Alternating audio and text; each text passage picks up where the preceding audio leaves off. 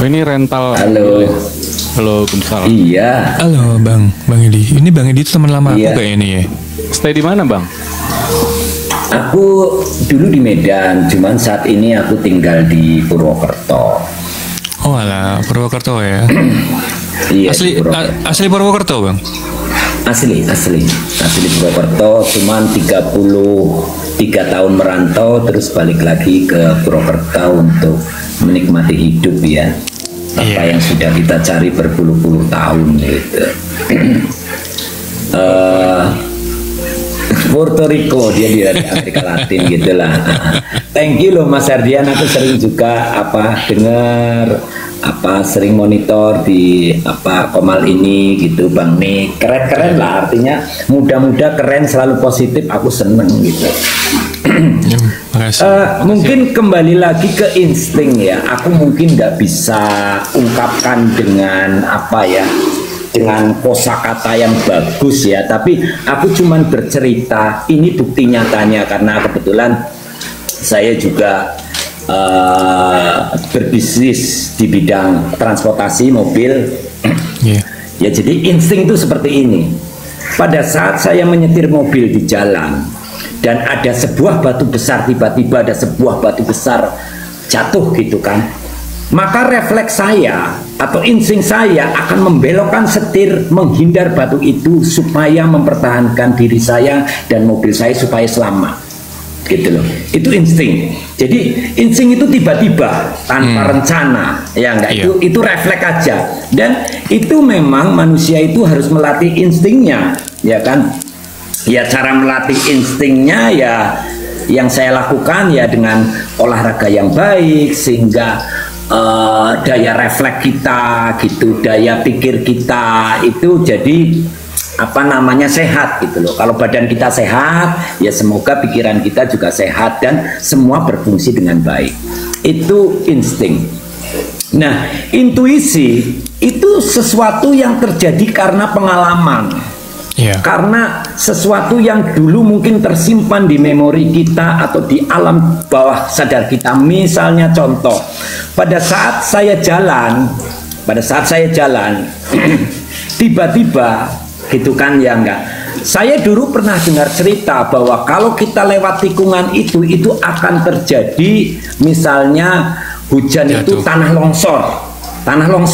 Maka insting kita nggak lewat jalan situ, kita belokkan mobil kita sehingga kita nggak melewatin. Tiba-tiba pada saat kita dari Purwokerto udah sampai Semarang, bener loh, ternyata di Wonosobo itu ternyata ada longsor loh dan kita selamat. Itulah kira-kira intuisi. Jadi intuisi. Jadi kata-katanya apa saya nggak tahu, tapi kira-kira prakteknya seperti itu dan lain sebagainya. Pada saat seorang ibu gitu kan yang nggak melihat anaknya menangis, ya instingnya ini pengen disusui, insting itu aja gitu kan, dan refleks, sesuatu yang refleks. Dan kita semua memang perlu mengasah yang namanya insting maupun intuisi supaya kita selamat dari perjalanan hidup kita. Misalnya contoh, pada saat saya duduk terus tiba-tiba ada orang bercerita, nih lo bisnisnya begini, nanti dapat untung begini. Kita bisa lihat dari gerak-geriknya gitu kan ya enggak. Kita akan berintuisi, oh dia ternyata ada orang yang ngomongnya A, tiba-tiba ngomongnya B, berarti bisnis ini nggak benar, berarti aku harus membatasi. Itu intuisi. Itu intuisi karena dari pengalaman kita. Kalau ada orang ngomongnya terlalu besar, belum udah cerita untung, berarti dia mau membahayakan diri kita. Itu intuisi. Nah, mungkin itu aja. Nanti Mas Herdian bisa jelaskan secara kata-kata yang keren gitu. Aku nggak ngerti. Nah, kembali lagi tadi bicara masalah judul ya, atau judi apapun gitu ya. Aku turut prihatin juga dengan Mas Sapa tadi yang berkaitan dengan ikut judul gitu. Iya, saya sebagai seorang pengusaha gitu kan, selama ini saya nggak pernah tertarik apa itu namanya judi gitu kan.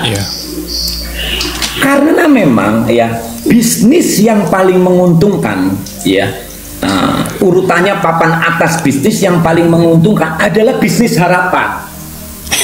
Artinya pada saat memberikan harapan orang miskin, sedangkan di dalam piramid kita, ya kan, itu antara orang miskin, orang menengah dan orang kaya itu kan pasti orang kaya lebih sedikit persentasenya.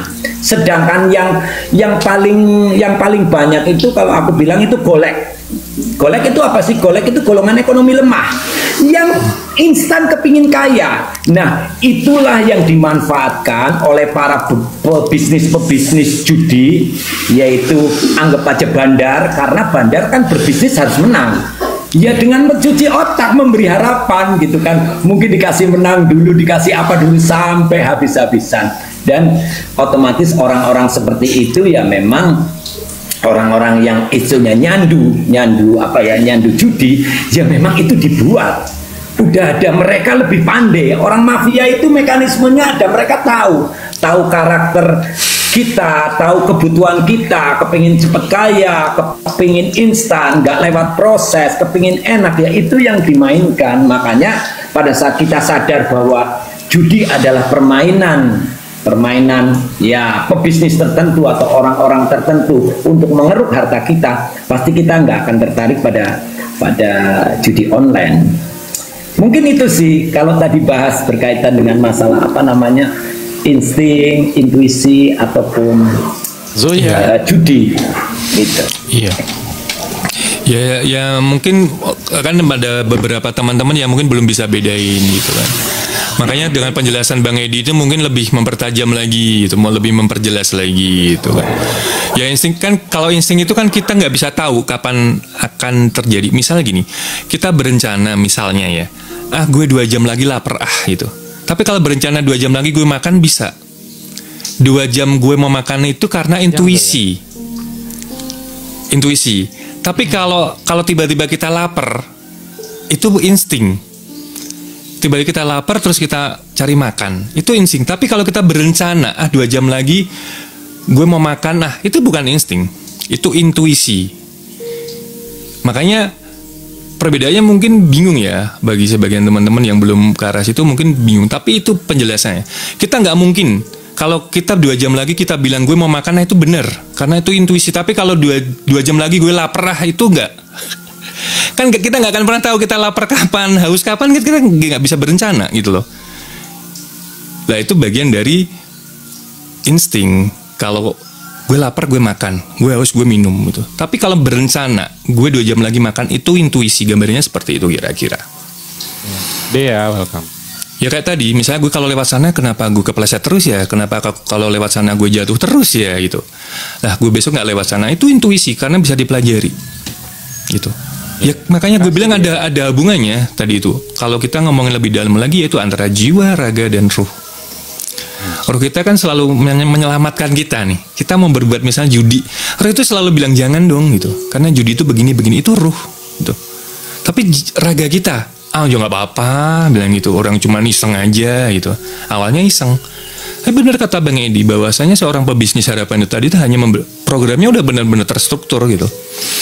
Mereka udah punya program nih, caranya begini, mungkin dikasih kemenangan di awal, nah lama-lama habis di belakang gitu. Ya kalau bagi aku ya, kalau orang nggak punya kesadaran tadi ya makanya terjebak di judi tadi itu gitu loh.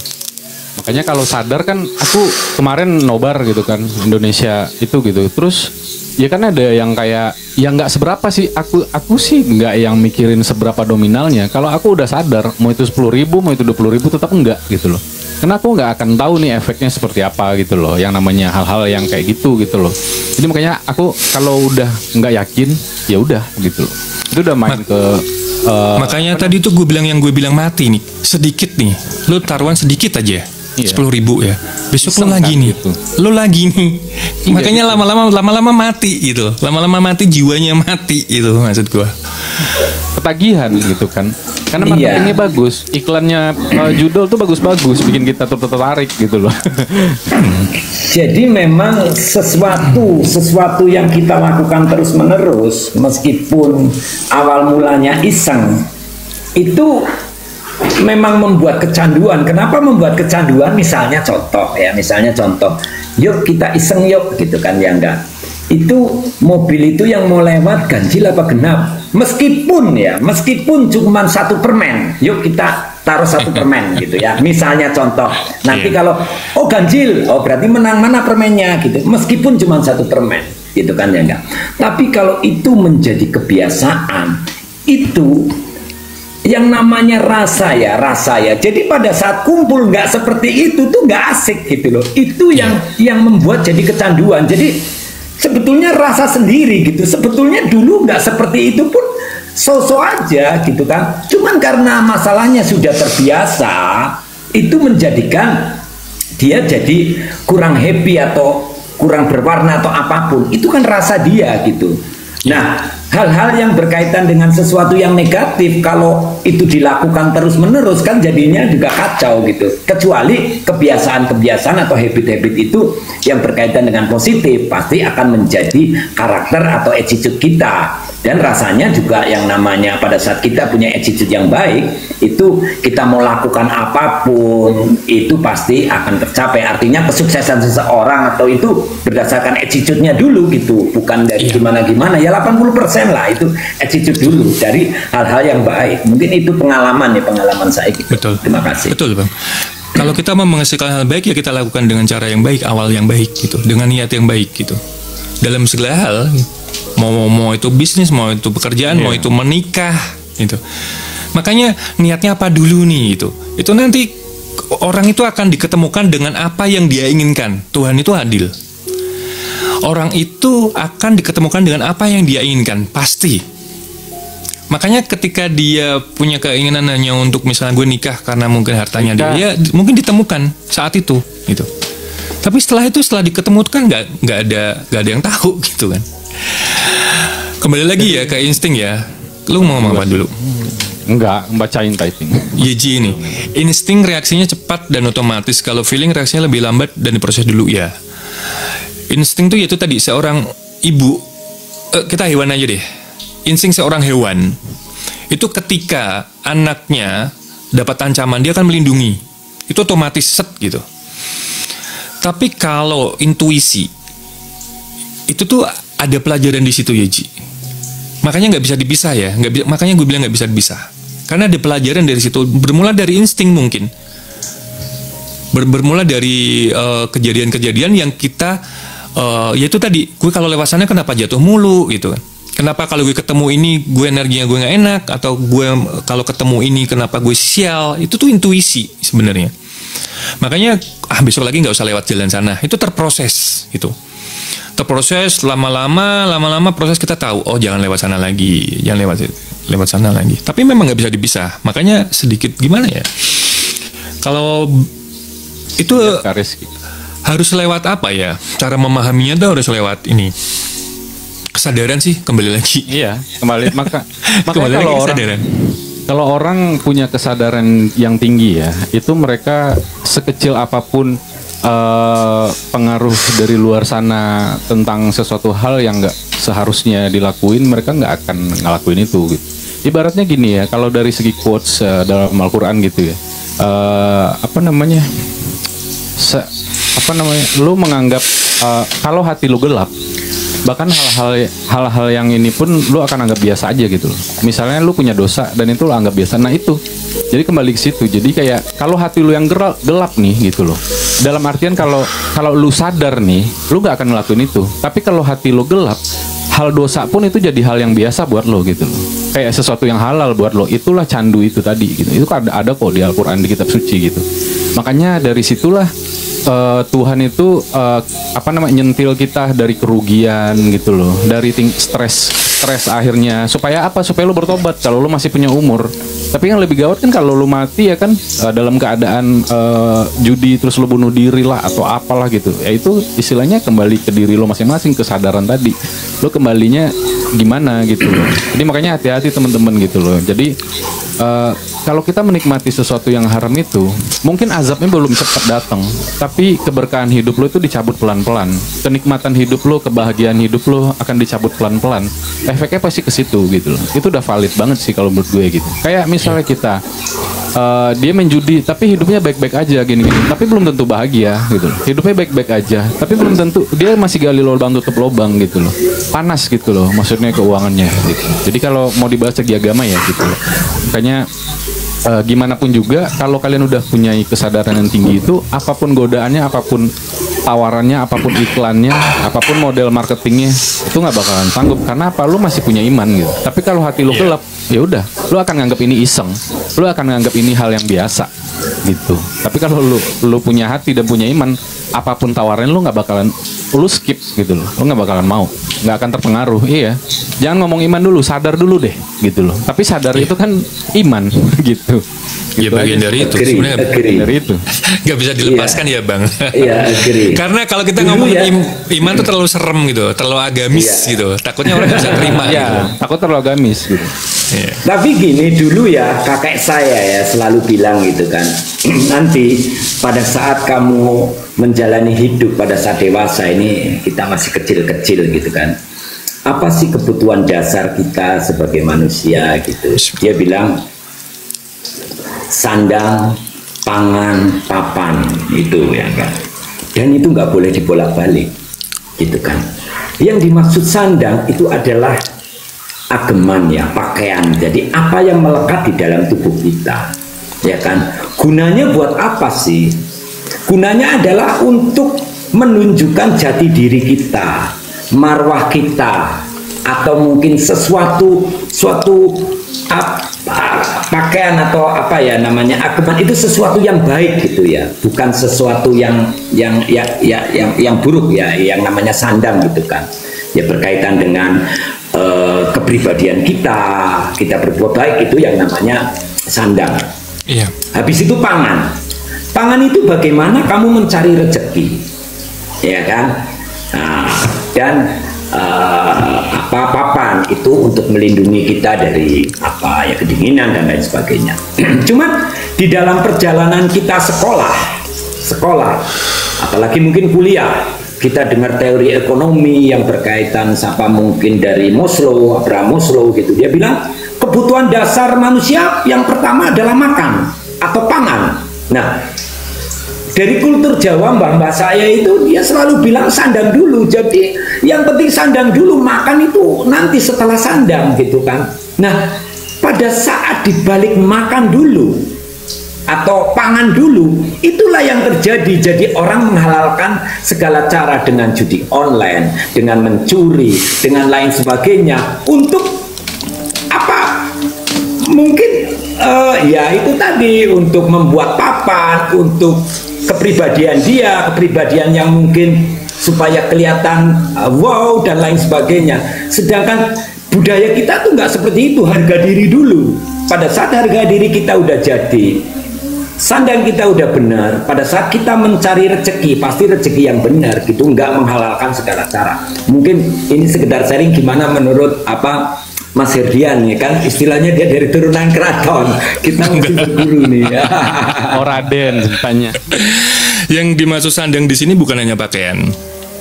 Sandang itu kepribadian kita, perilaku kita, cara bicara kita, agar bisa menarik itu tadi. Sandang, papan itu ke rumah. Papan itu rumah. Sandang, pangan, papan. Ketika kita punya kepribadian yang bagus, berpenampilan bagus, karena pakaian itu kan mencerminkan kepribadian kita, itu akan menarik pangan dalam mencari rezeki, mencari materi untuk kebutuhan kita sehari-hari, untuk kebutuhan hidup kita, itu menjadi lebih mudah. Itu kalau kita sekali lagi bukan cuman pakaian, sandang itu apa yang dilihat orang dari diri kita, itulah yang dimaksud sandang. Apa yang orang lihat dari kita dari luarnya ya, dari luarnya, itu yang dimaksud sandang gitu. Ketika orang, makanya tapi itu muncul dari dalam. Sekali lagi, orang lihat kita mungkin dari luar, tapi orang itu kan merasakan, oh ini orang begini, ini orang punya kepribadian seperti ini orang punya cara bicara seperti ini, pengetahuan seperti ini, ilmu seperti ini gitu kan. Makanya kan dilihat orang, makanya dimaksud sandang di situ. Nanti itu ada hubungannya dengan pangan itu. Terus hubungannya lagi ke duniawi lebih luas lagi, yang dimaksud papan tuh rumah gitu. Rumah, kendaraan itu termasuk papan. Tentang apa yang secara materi terlihat itu termasuk papan gitu. Itu istilah luasnya ya. Tapi kalau dalam bahasa Jawa kan memang sandang itu pakaian, sandang pangan makanan, papan rumah. Bang Tapi arti luasnya itu tadi teman-teman. Satu itu. Dan kedua kalau ngomongin masalah kembali lagi ngomongin masalah ke itu tadi, sebenarnya kalau kita mau menyadari ya, kalau kita mau menyadari sebenarnya itu ketika kan ada kata-kata makan untuk hidup atau hidup untuk makan. Ya ini mungkin sedikit berbeda dengan yang dimaksud tadi makan dulu tadi itu, Bang. Makanya keluar kata-kata kita ini hidup untuk makan atau makan untuk hidup. Ya kan? Bertolak belakangnya di situ. Sama bukan yang sandang pangan papan tadi, bukan yang sama Bang Edi ungkapin tadi yang teori apa tadi itu. Ketika kebutuhan seseorang dimulai dari makan dulu. Kalau makan dulu berarti hidup ini memang untuk makan gitu. Tapi kalau hidup ini dibalik, kita selalu mengutamakan makan nih. Makan dalam hidup ini pikiran kita cuma makan dalam artian memenuhi kebutuhan duniawi kita. Gitu, bukan cuma makan ya ini ya guys ya yang dibahas ini. Ini makan dalam arti lebih luas, memenuhi hasrat. Ya makan itu iya, nafsu kita iya, itu selalu harus terpenuhi gitu loh. Yang dimaksud makan di sini itu. Gitu. Makanya hidup untuk makan atau makan untuk hidup.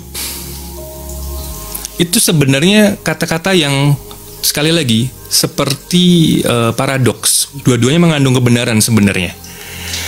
Cuman ya itu tadi, kita sama-sama hidup nih, tapi kita lebih mentingin makan, lebih mentingin nafsu kita, hasrat kita, duniawi kita, atau kebalikannya. Kita hanya makan hanya sekedarnya, memenuhi kebutuhan itu hanya sekedarnya. Karena untuk meningkatkan hidup kita, kualitas hidup kita, kualitas jiwa kita. Konteksnya bukan makan yang kita makan doang gitu, enggak. Ini makan dalam banyak luas, lebih luas gitu. Makanya kalau orang yang cuma mikir makan, pasti dia hanya memikirkan duniawi, jelas. Gue makan, gue harus makan, gue harus makan, gue harus makan, gue harus jalan-jalan, gue harus jalan-jalan, gue harus nyenengin diri, gue nyenengin diri. Lah itu nanti. Karena itu saling apa ya? Dia tuh kayak gerombolannya gitu. Gerombolannya makan tuh itu tadi pemenuhan duniawi.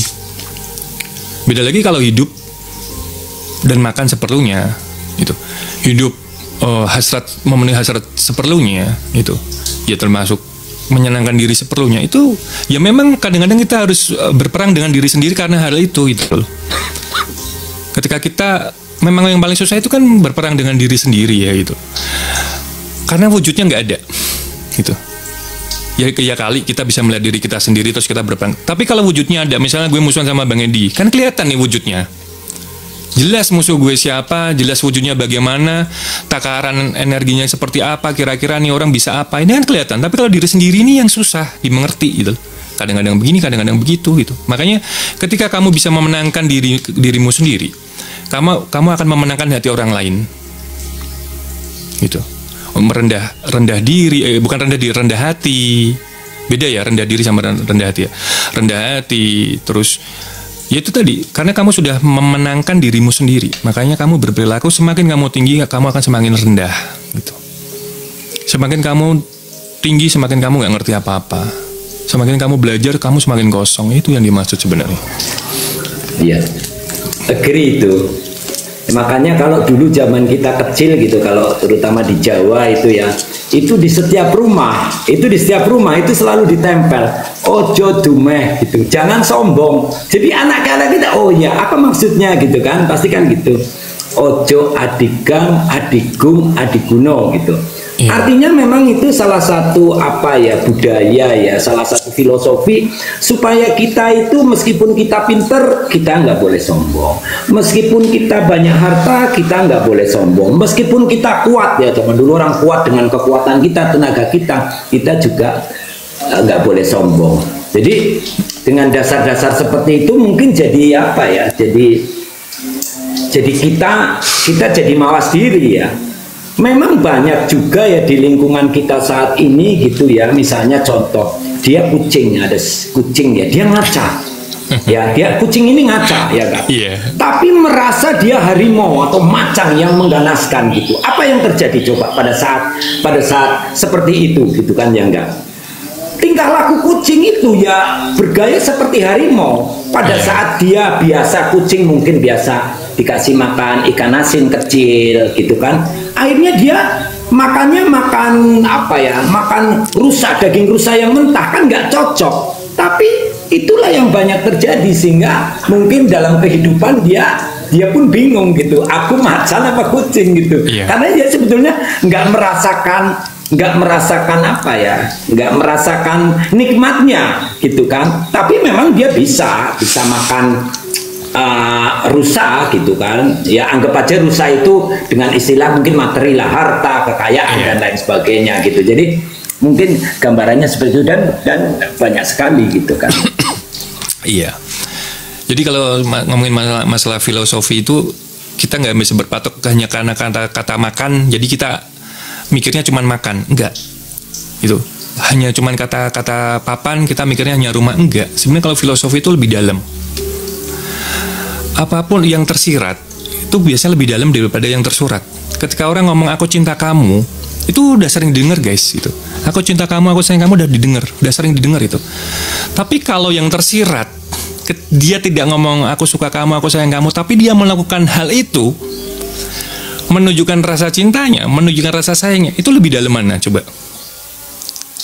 Itu yang maksud gue, tersirat itu lebih dalam daripada tersurat tuh di situ. Makanya filosofi itu lebih dalam daripada yang cuma nampak keluar gitu. Makanya perlunya kita belajar, perlunya pemahaman tuh di situ. Bukan berarti mentah-mentah kita ada orang ngomong makan ya kita anggap makan beneran gitu. Ya itu memang bener, tapi makan dalam secara harafiah itu ya makan segala hal gitu. Punya temennya juga dimakan, punya saudaranya juga dimakan kan gitu. Waalaikumsalam Kak Winar. Gitu ya. Ya kita harus banyak belajar dari situ sih itu. Iya, memang hidup itu ya mesti selalu belajar gitu kan. Nggak ada hidup yang nggak belajar. Ya saya pun tiap hari selalu belajar supaya bisa menghabiskan sisa masa tua dengan apa ya dengan baik gitu. Bermanfaat gitu. ya. Dan ya bermanfaat. Nah makanya sama kata-kata bermanfaat gitu kan ya, sama dalam filosofi saya juga belajar dari kecil gitu kan. Urip itu mesti uruk, artinya hidup itu harus menyinari, menerangi. Ya menerangi artinya kan berguna buat lingkungan, berguna buat sesama. Tapi yang pasti berguna buat keluarga dulu. Pada saat kita hidup itu berguna buat keluarga, yaitu artinya pasti kita akan kembangkan bisa berguna buat teman kita, tetangga kita dan lain sebagainya. Nah, sebetulnya kalau orang-orang dulu menilai kesuksesan seseorang, menilai kebahagiaan seseorang itu dari situ, ya enggak? Parameternya di situ. Pada saat orang sudah bisa bertoleransi, berdamai dengan diri sendiri, pada saat hidup itu bermanfaat, ya kan? Bagi ya terutama otomatis bagi diri kita sendiri, bagi keluarga kita sendiri, bagi lingkungan masyarakat gitu. Itu ya dibilang sukses di dalam hidupnya gitu. Karena yang namanya rezeki, materi dan lain sebagainya itu kan mengikuti apa yang dari dalam dirinya, Bang. Apa yang dari dalam dirinya tanpa kita sadari gitu kan. Yo sandang itu tadi.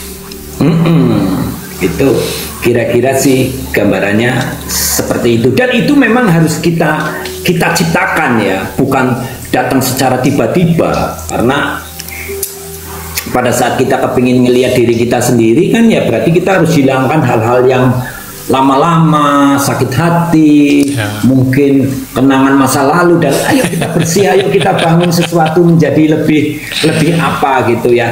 Dan kadang juga sama di dalam keluarga, saya juga udah keluarga udah puluhan tahun gitu kan ya enggak. Ya kenapa bisa bertahan? karena ada toleransi, saling mengerti gitu kan. Jadi istri saya tuh tahu bahwa laki-laki itu yang dipegang gini loh. Laki-laki itu yang dipegang itu tanggung jawabnya, bukan kesetiaannya, Itu laki-laki. Itu yang harus dia sadari. Dan perempuan itu memang kesetiaannya yang dipegang. Jadi dua hal yang berbeda. Pada saat perempuan itu mengerti bahwa laki-laki yang dipegang adalah tanggung jawabnya, maka dia nggak akan memikirkan atau curiga berkaitan dengan kesedihan, karena itu udah hukum alamnya, gitu kan ya, nggak, udah hukum alamnya. Tapi pada saat mungkin suami melihat istrinya setia, dia kasihan karena dia ada rasa tanggung jawab, pasti hal-hal yang tidak diinginkan juga tidak akan terjadi. Kalau toh terjadi karena laki-laki itu tanggung jawabnya dipegang, ya nggak sampai tahu menjaga aibnya gitu kan. Karena suatu aib kan harus dijaga gitu kan, dan hanya dirinya sendiri dan Tuhannya, dia harus bertanggung jawab kepada diri dia sendiri dan Tuhannya gitu. Mungkin seperti itu. Jadi tapi yang terjadi sekarang banyak sekali gitu, aku lihat kalangan-kalangan muda, mereka berkomitmen menikah tapi saling menjajah, saling mengatur, saling nggak menjadi diri sendiri, saling ributin hal-hal kecil. Dia nggak pernah cerita tentang bagaimana mengukir sejarah ke depan, tapi yang ada hal-hal remeh-temeh yang terjadi. Oh kamu gini, kamu akhirnya disitulah terjadi mungkin ketidakpuasan, rasa sakit hati, saling menyakiti kan, saling menyakiti akhirnya yang berujung pada mungkin persoalan gitu. Mungkin itu sih. Thank you. Ya benar. Kata-kata saling menjajah itu tadi mungkin ya nggak tepat juga ya gitu ya. Kadang-kadang sebagai seorang pasangan itu kita saling menjajah itu. Menjajah itu dalam arti kan memperkosa hak-haknya gitu kan. Gitu. Hak-hak orang lain, hak pasangan kita tuh kita perkosa kadang-kadang, kita paksakan gitu. Lu harus ngikut gua, lu harus ngikut cara gue, lu harus ikut cara berpikir gue gitu. Sebenarnya jadi akar permasalahan di situ gitu. Apalagi itu di loss ya, maksudnya diliarkan gitu. Itu suatu saat akan menjadi hal yang besar gitu. Itu Nick, udah jam segini lu mau cabut. Kalau gue sih cabut jam 12:30 gue. Anak gue pulang jam 1. Apa-apa, tadi udah WA. Bagaimana menjadi pecinta sejarah Nusantara yang sudah dibelok-belokkan? Maksudnya sejarah Nusantara itu udah banyak yang dibelokin gitu nih, gitu. Sama dia. Itu tappingan dia tuh maksudnya kayak gitu. Kita nggak usah ngomong sejarah ya, gitu. Lu selalu kemana-mana ya, selalu ngomongin bom Iran. Ya bang ini salah satu orang yang udah sadar gitu loh. Dia udah expert tahu. Ya. Iya, jadi udah tahu. Makanya aku tuh nyimak karena memang gini gitu kan. Jadi ya kadang gini. Kadang kita kan nggak tahu ya.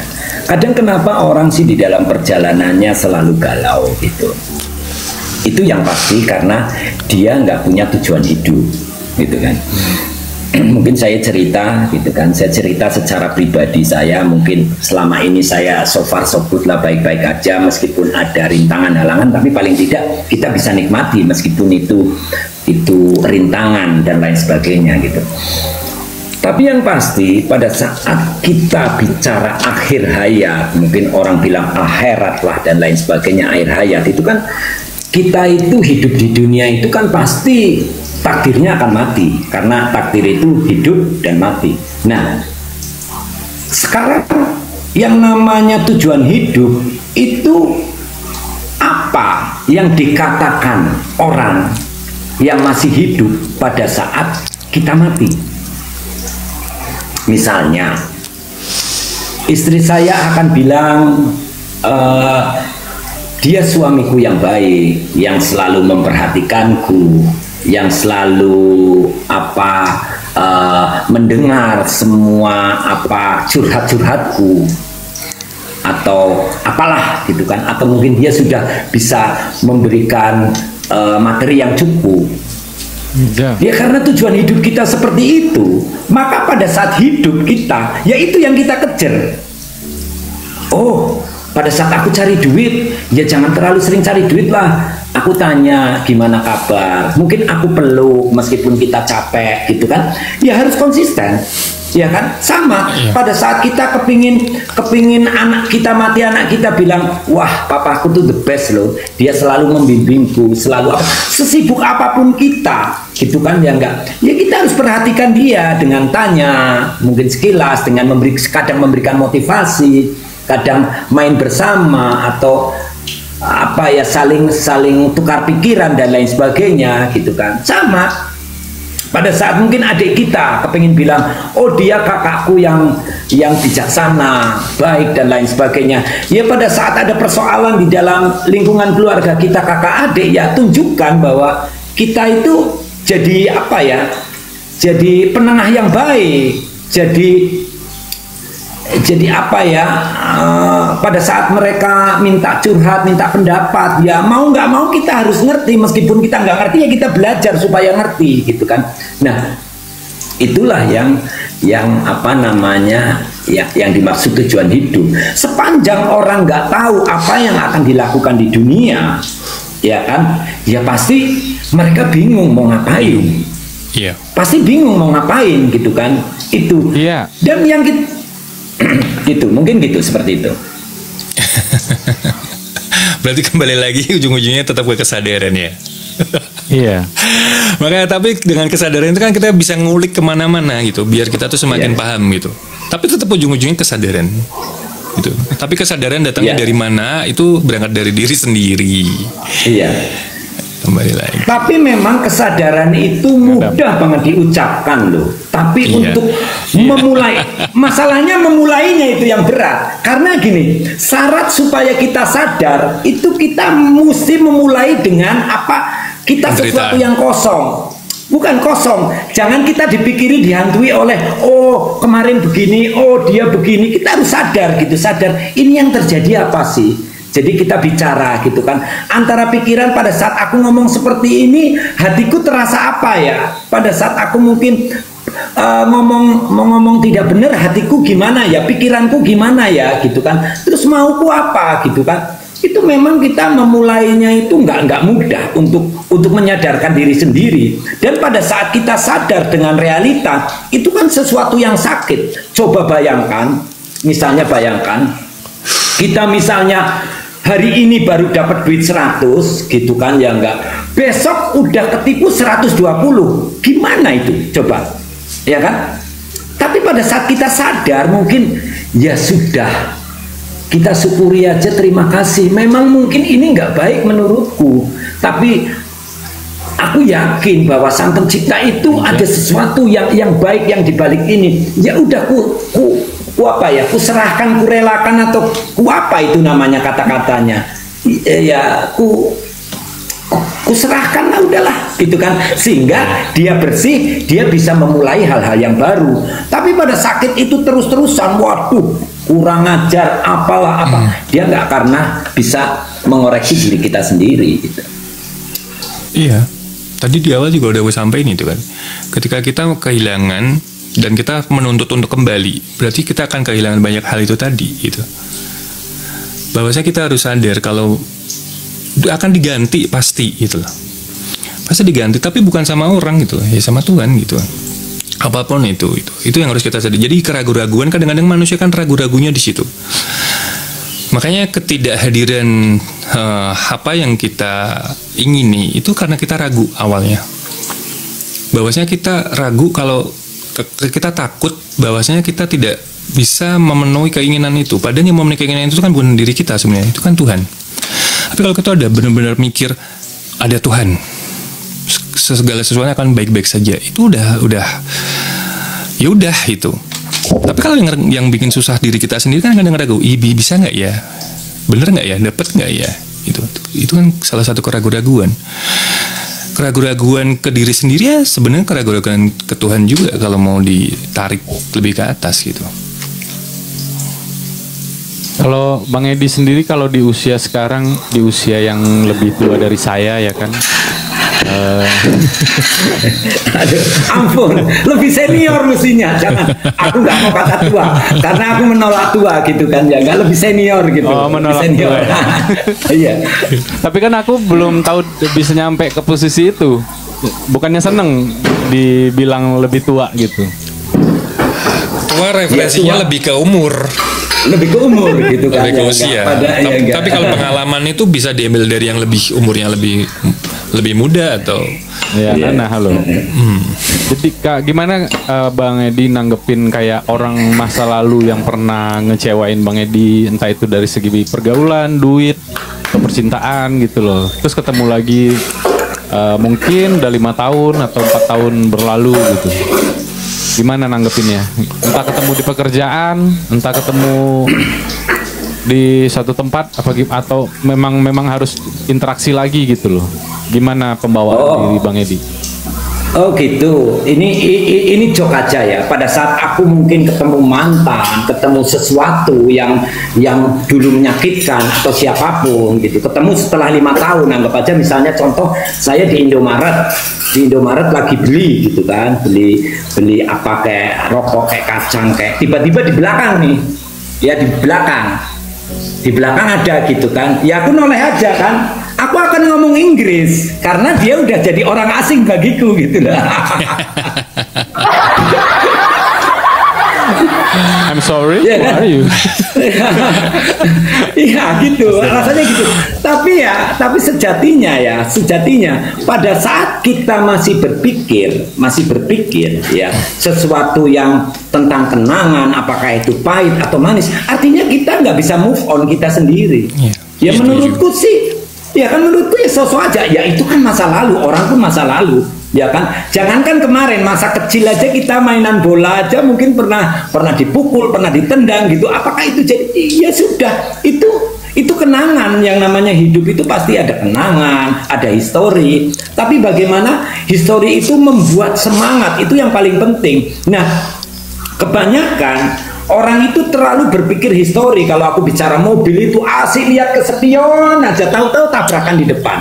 Harusnya ya ke depan gitu kan. Boleh kita lihat spion sesekali gitu kan. Sesekali itu pun kalau sangat diperlukan. Karena apa? Tujuannya melindungi diri kita sendiri dari ancaman gitu kan ya enggak. Tapi kan ini enggak. Karena lihat spion terus artinya dia mengancam dirinya dia sendiri tanpa dia sadari, akhirnya ya tergeletak gitu kan. Jadi kadang orang itu memang susah ya gitu kan menganggap bahwa kenangan masa lalu itu satu-satunya, padahal mungkin sejengkal lagi gitu kan. Yang Maha Kuasa atau Tuhan kita udah memberikan sesuatu yang lebih baik, cuman masalahnya kan karena tidak sabar, tidak bisa menerima, yang akhirnya jadi asik itu aja. Kalau ditanya bulan depan cerita itu, tahun depan cerita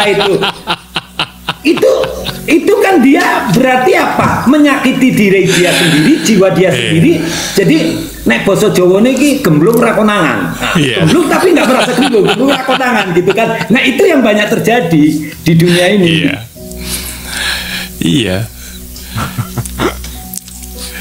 Makanya minum dulu Bang Edi, minum. Bener sih, kalau seseorang cerita hal yang sama, misalnya tentang hidupnya dia ya, gitu, tentang masa lalunya dia, itu diceritakan terus menerus, memang sebenarnya seperti itu. Alam bawah sadarnya itu sedang belum sembuh gitu, belum berdamai dengan diri sendiri itu, belum selesai dengan dirinya sendiri itu. Makanya kenapa dia menceritakan itu, terus ya sebenarnya itu pengen gitu, menginginkan apa yang dia ceritakan sebenarnya. Cuman kadang-kadang mulutnya kan bilang gue udah move on, gue udah lupa gitu kan, gayanya kan seperti itu gitu kan. Karena tapi nggak bisa tapi nggak bisa dibohongin sebenarnya. Kelihatan kok, maksudnya kita ngelihat itu kan kelihatan ya. Jadi kalau misalnya aku ngelihat temenku yang masih ngebahas hal-hal yang berlalu, tapi kayaknya hari ke hari, minggu ke minggu, bulan ke bulan itu lagi yang diceritain. Aku sih ngelihatnya mungkin dia pengen mendapatkan orang itu, tapi dia nggak kesampaian, tapi masih berharap sekarang gitu loh, kayak nggak tuntas gitu kan. Terus kedua ya karena kayak lu butuh validasi kalau lu nih orang yang bener, yang orang yang lu ceritain itu salah. Lu butuh validasi dari orang, lu bener gitu loh. Padahal kan kita nggak tahu ya, dia ceritain mantannya, masalahnya entah dia yang salah atau memang mantannya atau temennya yang salah. Dia butuh validasi aja dari kita kalau lu bener kok gitu kan. Jadi butuh aja kemana-mana diceritain. Atau enggak dia pengen mendapatkan orang itu tapi nggak kesampaian. Dia masih ceritain nih hari ke hari, minggu, karena dia cinta bertepuk sebelah tangan, dia belum ikhlas gitu loh. Dia belum ikhlas melepaskan gitu. Gitu aja kalau gue ngeliat. Jadi kalau gue udah ngasih tahu kayak gitu ya paling lu kalau cerita kayak gini lagi gue tampar lo ya. Karena gue Tapi kadang-kadang tuh itu kan sebenarnya ngabisin energi ya. Ya selain energinya dia sendiri, lo pikir orang yang lo ajak cerita tuh energinya nggak habis sebenarnya. Karena hal yang sama itu bukan belajar soalnya. Kalau soal belajar beda lagi gitu. Belajar itu kan menumbuhkan ya. Tumbuh jiwa, menumbuhkan jiwa itu sifat belajar. Jadi kalau jiwa lu nggak tumbuh berarti lu bukan belajar. Iya. Lu sedang mengorek-ngorek luka lu sendiri. Gitu. Makanya kalau pertanyaan aku gimana ya bang bisa move on, itu bukan belajar guys. Pertanyaan gimana caranya gue bisa move on, menurut gue itu nggak belajar. Karena lu masih ngeliat keluar. Gitu. Karena lu masih ngeliat keluar sebenarnya. Dan kata move on kan berarti kan karena ada objek di situ. Jangan-jangan dengan lu cerita kayak gitu, dengan lu belum bisa melupain itu, sampai sekarang lu nggak bisa move on, rezeki lu seret, atau kerjaan lu terganggu, atau lu stres, jangan-jangan gara itu gitu loh. Lu harus sadar, maksudnya jangan masa lalu tuh berada di sekitar pikiran lu terus, di sekitar hidup lu terus. Jangan-jangan energi itu tuh yang menghambat lu untuk maju dalam segi hal apapun gitu loh. Tapi memang ya, tapi memang di dunia nyata ya banyak orang seperti itu, kita pun nggak bisa tebak ya. Karena dunia itu penuh drama. Kalau aku lihat gitu kan, mungkin ada orang yang bercerita seperti itu ya tujuannya untuk dikasihani atau modus. Iya. Gitu kan, wow dia perempuan yang tough, dia disakiti pun tough gitu. Atau laki-laki, wah aku cari laki-laki yang, wow dia disakiti wanita masa disia-siakan aja. Nah jadi kita nggak ngerti gitu ya, kita nggak ngerti karena itu. Aku lihat juga banyak orang modus seperti itu, ini dari kacamataku gitu kan ya. Belum tentu juga dia itu dibegitukan, tapi intinya sebetulnya dia kepingin ini loh benar bahwa aku benar. Tapi di dalam suatu di dalam suatu hubungan jika terjadi suatu konflik itu nggak ada yang benar, semuanya salah.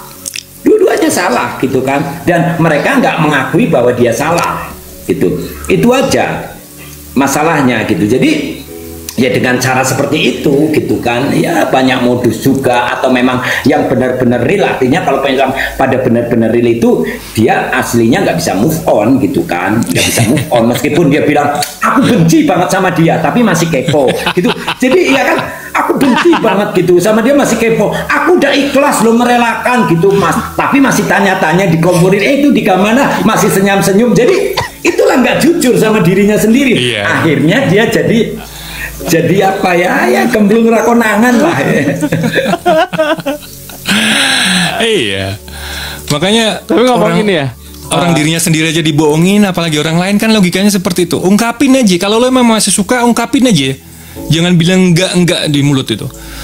Ketika lo afirmasi, ketika lo meditasi, ungkapin aja. Ya Allah, ya Tuhan, aku masih sayang dia.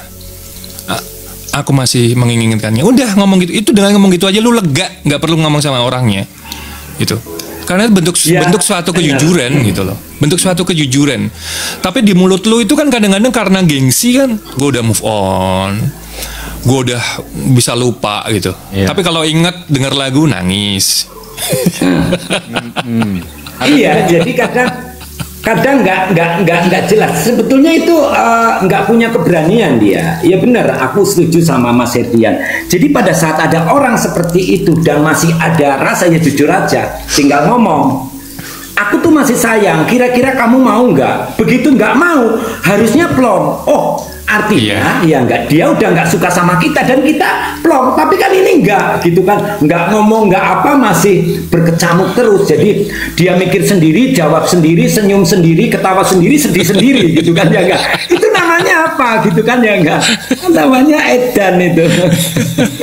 Soal kalau diladenin terus orang kayak gitu, ujung-ujungnya kita yang salah akhirnya gitu di mata dia. Padahal dia sendiri yang kayak hari ke hari itu lagi tuh. Terus kita kan ada momen yang kayak udahlah kita ngasih ini yang terbaik gitu kan, nasihat yang terbaik gitu loh. Tapi ntar ujung-ujung kita diceritain ke temen kayak bener drama gitu loh. Gue kemarin curhat sama si Nick, masa dia bilang gini udahlah gini lah, kan maksud gue biar gue plong aja, gue minta saran ya gitu kan, gitu banget sih dia gitu kan, maksud kejam banget sih sama gue gitu kan, ujung-ujung kita yang salah gitu. Waalaikumsalam.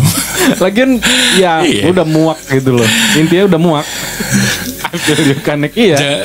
Jangan berusaha menarik orang untuk ke dalam masalahmu gitu.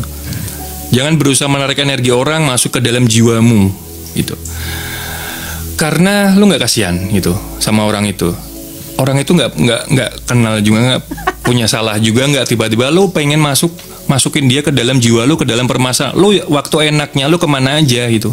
Ya kasih beb. Waktu enaknya apakah lu juga berbagi? Kan enggak. Lo menikmati berdua misalnya. Tapi ketika ada masalah kenapa melibatkan orang banyak gitu. Kan belajarnya dari situ sebenarnya. Nggak adil rasa-rasanya tuh kalau kita menimpakan problem kita, menimpakan masalah kita ke orang lain itu kan nggak adil kalau dibilang adil atau enggak gitu kan. Satu itu. Kedua, kalau lu pengen belajar, lu bersikapnya. Jadi gini, ketika gue bisa ngerti mana orang yang mau belajar atau cuman yang pengen didengerin atau pengen validasi itu tadi itu. Makanya ketika orang udah bangkit kesadarannya bangkit, itu tuh ketahuan kok gitu. Karena fokusnya dia hanya untuk belajar, tidak untuk membahas masa lalu. Fokusnya nih ya, fokus orang pertanyaan itu akan berbeda. Dia akan fokus ke belajar, bukan membahas. Gitu. Iya. Bukan membahas, tapi dia belajar. Bang, ini gimana? Mas, ini bagaimana?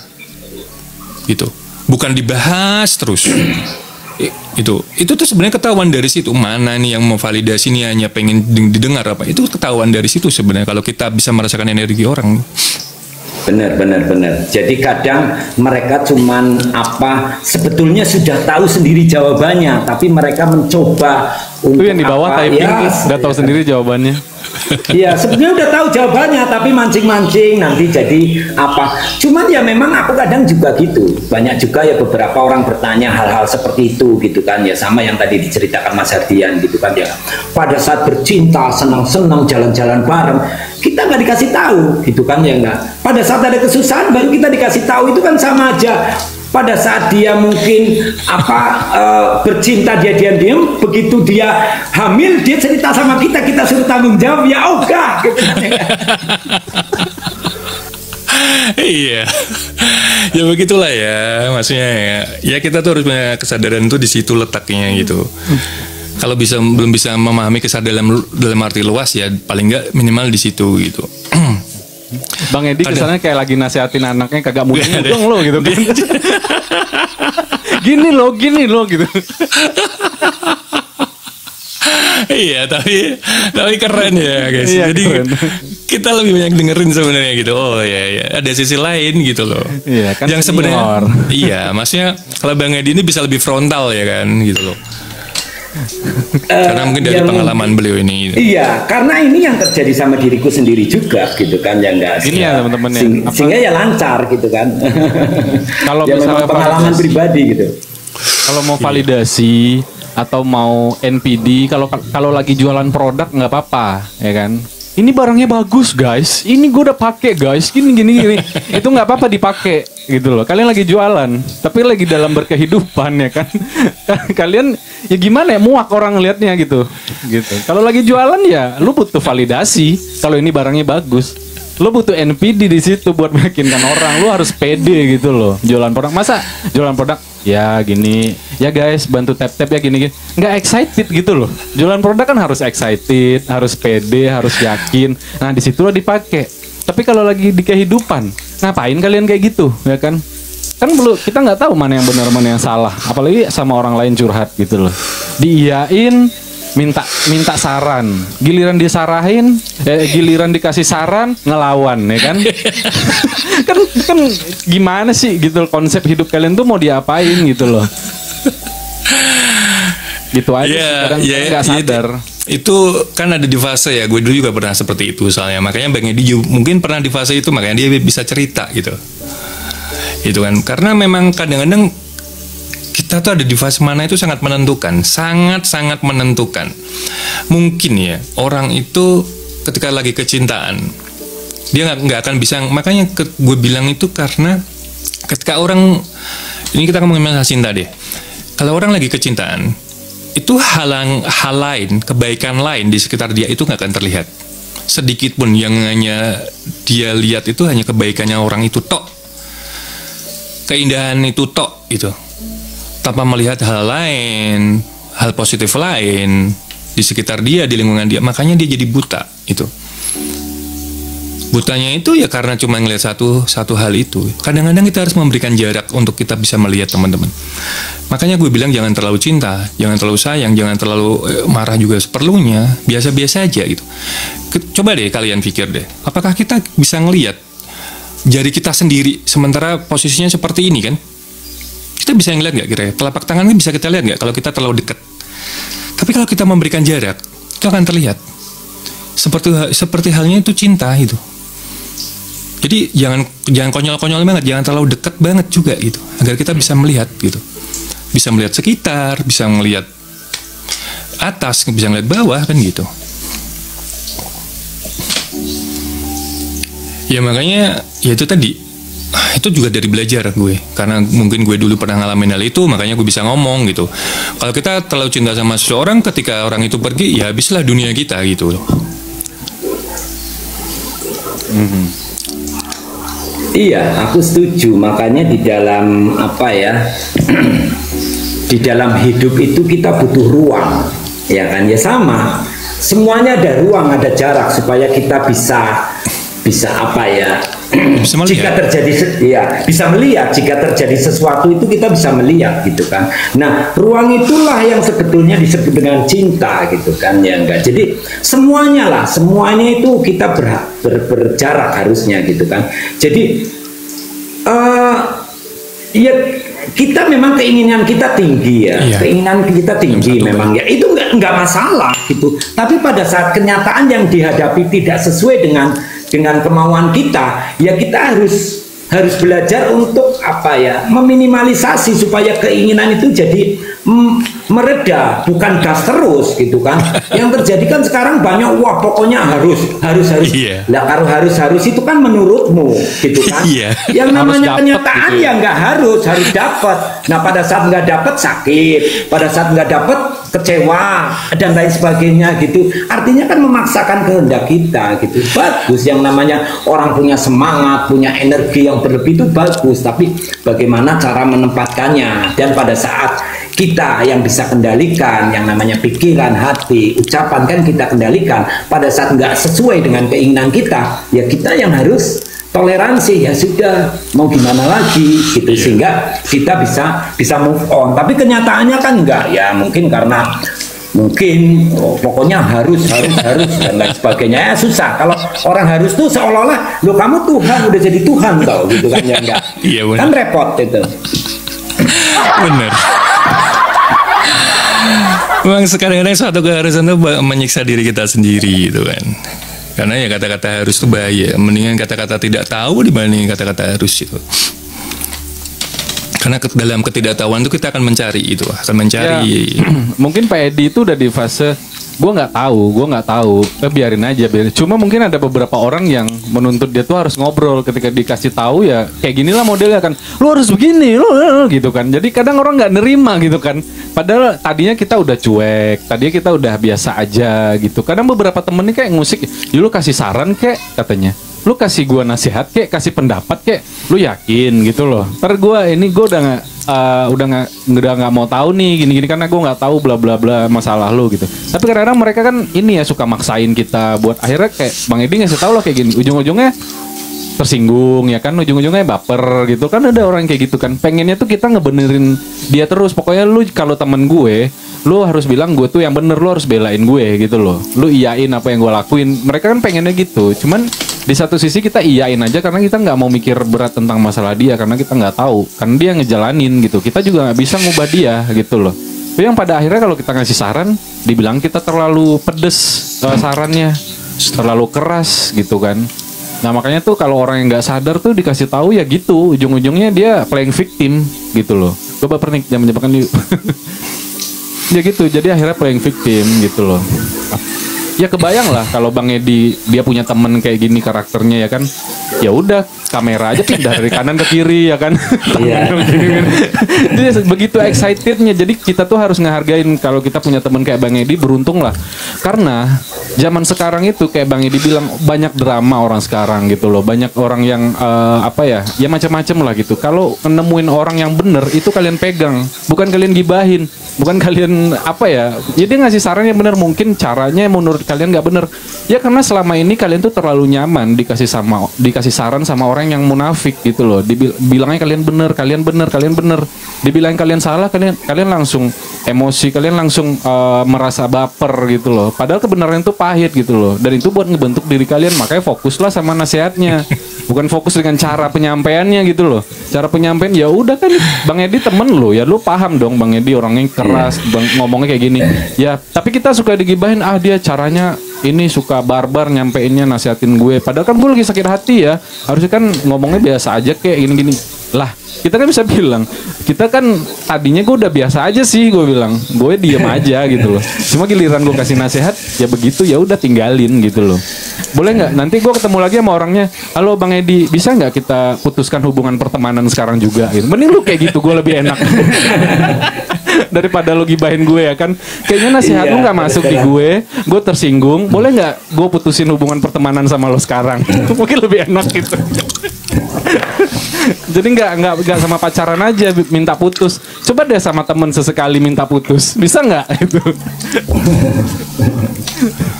Cuman memang kalau berteman ya kita lihat karakter orang yang istilahnya mau menang sendiri, harus diikutin. Itu kelihatan misalnya contoh kita misalnya ada A, B, C. Si A bilang gitu kan. Si A bilang itu si Z itu kelakuannya gini-gini, aku nggak suka gitu kan. Dia mempengaruhi B dan C. Pada saat B dan C ikut-ikutan, itu artinya juga dia orang yang nggak punya jati diri. Wong kenal Z aja enggak kok. Itu banyak tuh, ya enggak. Oh, jadi kompak, kalau satu marah harus marah semua gitu kan ya enggak. Nah, kalau satu enggak marah, enggak kawanan kok berarti enggak setia. Model-model gitu pertemanannya. Jadi kadang kita sendiri enggak tahu, padahal belum tentu benar juga gitu kan. Wong kita enggak kenal di sana kok kita suruh ikut-ikutan membenci gitu kan.